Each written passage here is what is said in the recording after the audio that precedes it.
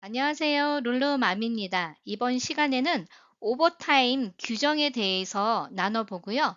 오버타임 시간 계산을 어떻게 하는지 여러분들 많이 알고 계시지만 아직도 헷갈린 부분이 있어서 그 부분도 같이 나누고요. 샐러리로 지급을 하는 게 좋은지, 웨이지로 지급을 하는 게 좋은지, 샐러리는 봉급제를 말하는 거고, 웨이지는 시간 급여로 지급하는 경우를 말해요. 그래서 그 부분에 대해서도 간단하게 이야기를 나눠보겠습니다. 제가 샘플을 캘리포니아를 뽑았지만 이 규정은 모든 주정부가 통합적으로 사용하는 규정이에요. 그래서 하루 8시간을 초과할 경우에는 1.5배의 규정을 적용을 하고 하루에 12시간을 초과하는 수당에 대해서는 더블 타임이에요. 그래서 2배를 지급을 해야 되고요. 혹은 주당 40시간 규정에 맞는지 40시간을 초과하는 경우에는 오버타임을 주는 거고 그렇지 않은 경우에는 오버타임을 주지 않는 경우고요.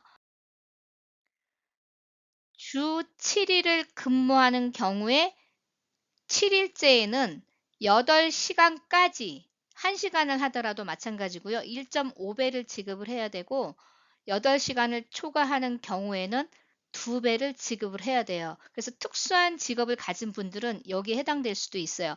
7일을 일하고 7일을 놀고 이런 직종들도 있거든요. 가장 표준적인 게 바로 요 A 샘플이죠.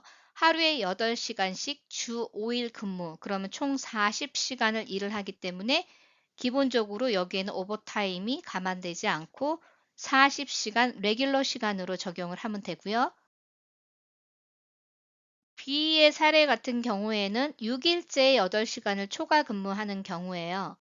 주 5일 동안은 40시간 레귤러 시간으로 계산되는 건 알겠죠? 그리고 토요일 날 근무하는 거 8시간에 대해서는 오버타임으로 1.5배 계산해서 지급을 하면 되는 거고요. 자, 그러면은 C 사례를 한번 볼게요. C 같은 경우는 주 7일을 8시간씩 근무했다고 가정을 할게요. 그러면 주 5일 40시간 적용이 되죠? 그리고 6일째 8시간이 1.5배 계산이 되죠? 그런데 7일째는 8시간이 모두 2배로 계산이 되는 거예요. 7일째 근무는 무조건 2배예요. D 사례 같은 경우에는 하루에 12시간씩 하루 건너 하루씩 일을 하는 사례예요. 그래서 주에 3일을 일을 한다고 가정을 할게요. 이럴 경우에는 총 36시간을 일을 하게 되지만 이 3일 동안 일한 날짜가 8시간을 초과하기 때문에 8시간 이후에 오버타임 계산이 적용이 되는 거죠. 그렇지만 12시간 미만이기 때문에 총 36시간 중에서 24시간은 레귤러 시간으로 계산이 되고 8시간 이후 되는 게 총 4시간씩 3일이니까 그럴 경우에는 총 12시간이 1.5배로 계산이 되는 거예요. 이 사례 같은 경우는 파타임으로 5시간씩 근무를 하는데 7일을 근무했다 가정을 할게요. 그러면 6일을 일을 했어도 40시간이 되지 않죠? 그럼 이거는 그냥 레귤러 페이를 할 수가 있고요. 총 35시간은 레귤러 페이로 계산이 되고 나머지 7일째 5시간을 1.5배로 계산을 하면 되는 거예요. 사업주군, 직원이군 내가 제대로 계산을 해서 주고받는지를 이 표를 한번 참고로 해서 보시면 좋을 것 같습니다. 오버타임에 대한 예외 직원들이 있어요. 그런데 예외 직원들은요, 화이트 칼라 잡이어야 되는 거예요. 만약에 노동 일을 하거나 하는 경우, 기술직 같은 거 이런 경우에 만약에 이걸 샐러리로 하면서 오버타임을 안 줄 때는요, 문제가 될 소지가 있습니다. 캘리포니아 주정부 데이터를 제가 샘플을 뽑았지만 주정부마다 미니멈 웨이지가 다르기 때문에 계산 방법이 조금 다를 수는 있어요. 뉴욕 같은 데는 훨씬 많을 수도 있고 또 어디 저 시골 그런 주 같은 경우는 조금 낮을 수도 있고요. 캘리포니아 예를 들면은 샐러리로 급여를 지급할 수 있는 직원은 최소 66,560불 이상을 줘야 되는 거예요, 연봉으로. 이건 그로스겠죠? 그런데 만약에 여러분들이 나는 매니저라서 5,000불씩 준다. 근데 샐러리로 준다. 그러면 나중에 문제가 될 소지가 많아요. 샐러리 급여를 시간제 급여로 전환하는 그 예제를 제가 여기 적었어요. 1년 연봉에서 52주를 나눈 다음에 40시간으로 다시 나누면 시간당 급여가 계산이 돼요. 요 예제 참고하시기 바랍니다.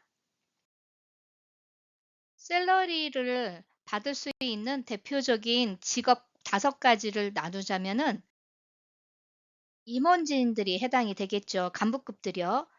그리고 관리직이 해당이 되고요. 혹은 라이센스를 갖고 있는 전문직이에요. 그래서 변호사라든지 이런 직종이죠. 그리고 컴퓨터 관련한 일을 하는 직원들, 소프트웨어 뭐 개발을 한다든지 아웃사이드 세일즈하는 직원들이 해당이 됩니다. 바깥으로 운전하고 다니는 거는 시간을 계산하기가 힘들기 때문에 예외를 두는데 만약에 그 세일즈 직원들이 인하우스에서 세일을 한다 그러면 그거는 해당이 안 돼요. 그래서 반드시 웨이지로 지급하는 게 좋습니다. 시간 급여가 아닌 샐러리로 지급해 줄 수 있다는 이 직종에 대해서도 예외 사항들이 있기 때문에 주의하셔야 돼요. 만약에 직원을 샐러리로 지급을 해 주는 매니저 이상급이다 한다 하더라도 반드시 풀타임 직원 2명 이상을 매니지할 수 있는 포지션이 있어야 돼요. 매니저라고 했는데 자기 직속에 매니지할 수 있는 직원이 없다. 혹은 팔타임 직원만 있다. 이러면 해당이 안 되기 때문에 이 부분도 주의하셔야 돼요. 자기 직속 직원에 대해서 고용할 수 있는 권한이 주어져야 돼요. 반드시 내가 100% 고용은 하는 건 아니지만 물론 회사 대표가 고용 최종 승인은 하지만 이 직원 인터뷰를 내가 보고 이 사람이 적합하다고 했을 때 2차 인터뷰를 보내는 건 가능해요. 하지만 내가 전혀 고용할 수 있는 권한이 없다면 그것도 해당이 되지 않을 수가 있습니다. 노동법은 굉장히 복잡하기 때문에 제가 전반적으로 가장 문제가 될 수 있는 소지만 추려서 여러분들이 이해하기 쉽게 요약 정리를 좀 해봤습니다. 관계가 서로 좋았던 고용주와 직원 사이더라도 나중에 문제가 될 때 이 급여 때문에 싸우는 사례들이 굉장히 많고요. 급여 때문에 싸울 경우 고용주가 불리한 경우들이 많아요. 그래서 되도록 고용주 분들은 최대한 샐러리보다는 웨이지로 전환하는 것이 더 안전할 수 있다는 게 제 개인적인 생각입니다. 이번 동영상 도움 되셨으면 좋겠습니다. 좋은 하루 되세요. 감사합니다.